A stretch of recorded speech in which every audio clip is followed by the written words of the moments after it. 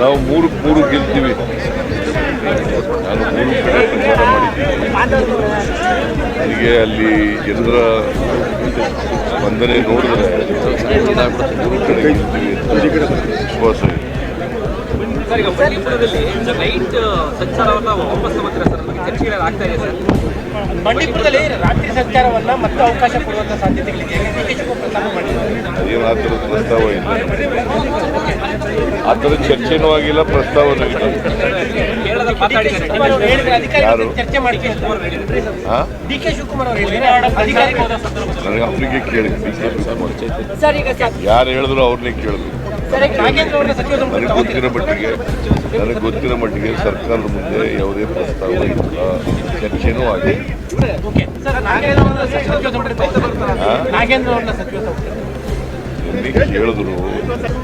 ನಿನ್ನೆ ಕೇಳಿದ್ರು ನಾನು ಹೇಳಿದೆ ನೋಡೋಣಪ್ಪ, ಚುನಾವಣೆ ಎಲ್ಲ ಪರಿಶೀಲನೆ ಮಾಡಿ ಪುನರ್ರಚನೆ ಮಾಡುವ ಸಾಧ್ಯತೆ ಇದೆ.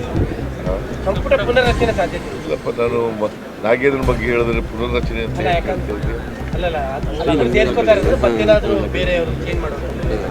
ಸರ್. ಈಗ ಸರ್, ನಿನ್ನೆ ಮಹಾರಾಷ್ಟ್ರದ ಚುನಾವಣೆಯಲ್ಲೂ ಕೂಡ ಪ್ರಧಾನಮಂತ್ರಿಗಳು ಮತ್ತೆ ಕಾಂಗ್ರೆಸ್ ಮೇಲೆ ಅಟ್ಯಾಕ್ ಮಾಡಿದ್ರು. ರಾಜ್ಯ ಕಾಂಗ್ರೆಸ್ ಮೇಲೆ ಕಾಂಗ್ರೆಸ್ನವರು ಹಗಲು ಲೂಟಿ ಮಾಡ್ತಾ ಇದ್ದಾರೆ. ಕರ್ನಾಟಕದಲ್ಲಿ ಸುಳ್ಳು ಹೇಳ್ಕೊಂಡು ಅಧಿಕಾರಕ್ಕೆ ಬಂದು ಹಗಲು ಲೂಟಿಗೆ ತೊಡಗಿದ್ದಾರೆ.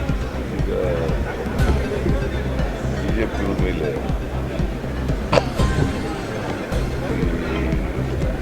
ಅನೇಕ ಆರೋಪಗಳು ಬರ್ತಾ ಇದ್ದಾರೆ. ಔಷಧಿಗಳು ಖರೀದಿ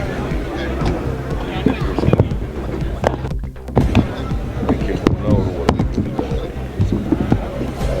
ವರದಿ ಪ್ರಕಾರ ಏನಾಗಿದೆ, PPE ಕಿಟ್ ಎಲ್ಲ ಪರ್ಚೇಸ್ ಮಾಡಲಿಕ್ಕೆ ಏನು ಹೇಳ್ತಾರೆ, PPE ಕಿಟ್ ಪರ್ಚೇಸ್ ಮಾಡಿದೆ ಅದು 2,140. ಅದು ಸಿಗ್ತಾ ಇರ್ತಕ್ಕಂಥದ್ದು 330 ರೂಪಾಯಿಗೆ ಅಷ್ಟೊಂದು ಪರ್ಚೇಸ್ ಮಾಡಿದ್ರು. ಅದಕ್ಕೆ ಏನು ಹೇಳ್ತಾರೆ ನರೇಂದ್ರ ಮೋದಿ ಹೇಳಿದ್ರೆ,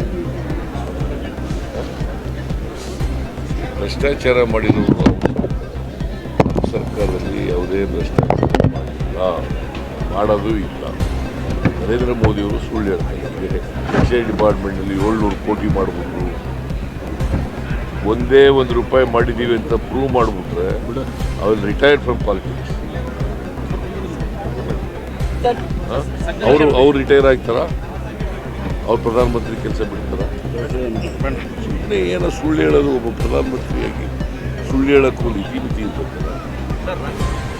ಹರಿಯಾಣ ಚುನಾವಣೆಯಲ್ಲೂ ಅದನ್ನೇ ಮಾತಾಡ್ತಾರೆ ಅವರು, ಮಹಾರಾಷ್ಟ್ರ ಚುನಾವಣೆಯಲ್ಲೂ ಅದನ್ನೇ ಕರ್ನಾಟಕನೇ ಟಾರ್ಗೆಟ್.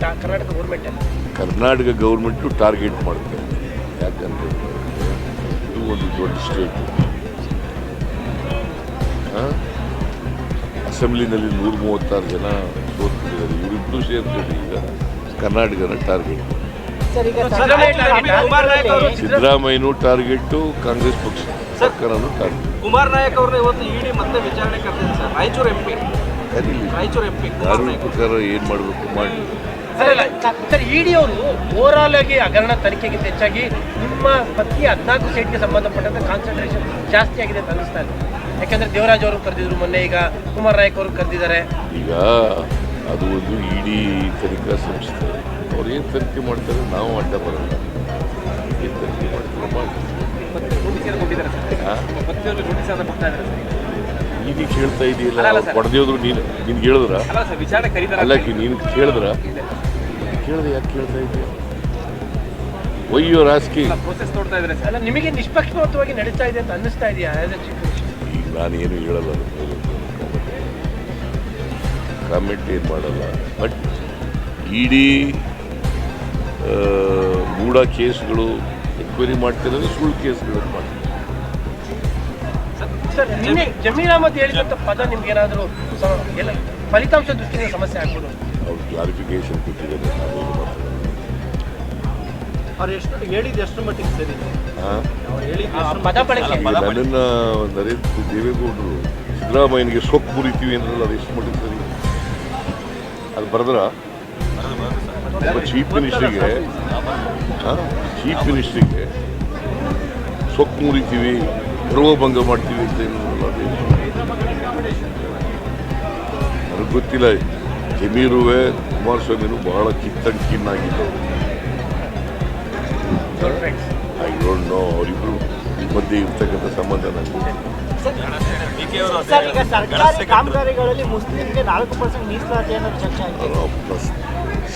ಡಿಮ್ಯಾಂಡ್ ಮಾಡಿದರೆ ಹಿಂದುಳಿದವರು ಮಾಡಿದ್ದೀವಿ, ಪರಿಶಿಷ್ಟ ಜಾತಿ ಪರಿಶಿಷ್ಟ ನಮಗೂ ಮಾಡಿ ಅಂತ ಕೇಳಿ, ಬಟ್ ಆ ಥರದ್ದೇನು ತೀರ್ಮಾನ ಆಗಿಲ್ಲ. ಆಲ್ರೆಡಿ ಬಿಜೆಪಿ ಶುರು ಮಾಡಿಬಿಟ್ಟಿದ್ದಾರೆ. ಬಿಜೆಪಿಯವರಿಗೆ ಕೋಮುವಾದ ಮಾಡೋದೇ ಬೇರೆ ಅವ್ರ ಕೆಲಸ. ಕೋಮುವಾದ ಸೃಷ್ಟಿ ಮಾಡೋದೇ, ಹಿಂದೂ ಮುಸಲ್ಮಾನರ ಮುಂದೆ ಜಗಳ ತರದೆ, ಅವ್ರ ಮುಂದೆ ಬೆಂಕಿ ಇಡೋದೇ ಅವ್ರ ಕೆಲಸ. ಯಾವಾಗ ಈಗ